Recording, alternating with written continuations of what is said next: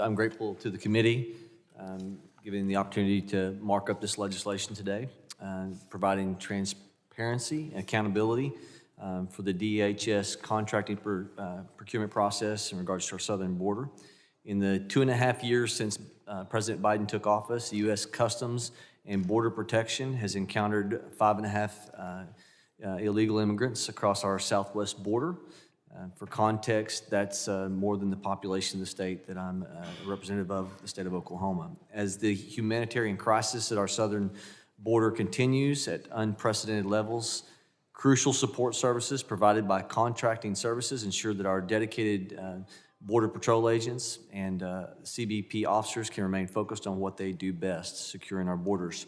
And for that reason, this measure, H.R. 4467, the DHS Border Services Contract Review Act, is being introduced, and it directs the DHS Undersecretary for Management to assess contracts for covered services performed by contractor personnel along the U.S. border with Mexico to enhance coordination, minimize overlap, and increase cost effectiveness among these contracts.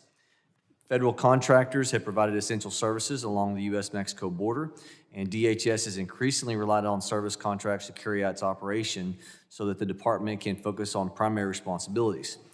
Between fiscal years 2013 and 2018, the DHS contracted services increased by 40%.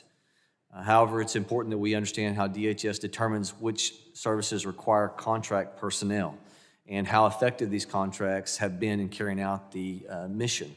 If enacted, this bill is going to provide clarity on how service contracts are developed with DHS at the border and where there may be room for improvement. H.R. 4467 requires the USM to submit a report on active contracts to Congress on the criteria used to determine whether utilizing contracted personnel for border-related services is necessary. Further, it requires the USM to analyze the effectiveness of contracted personnel in addressing DHS's mission requirements along the border, including how the utilization of contracts enhances the capability for department personnel to perform their primary responsibilities in respect to the mission. It ensures that border support contracts are used efficiently, effectively, and that no lapse in service occurs. This bill requires the USM to provide recommendations and assessment of opportunities for increasing efficiencies with respect for contracts. Also, to ensure that taxpayer dollars are used responsibly includes a provision that prohibits the department from requesting additional funding to carry out the provisions of this bill. This legislation had bipartisan support last Congress, passing through the committee by voice vote. It did include an amendment by Representative Jackson Lee, which has been incorporated into this measure.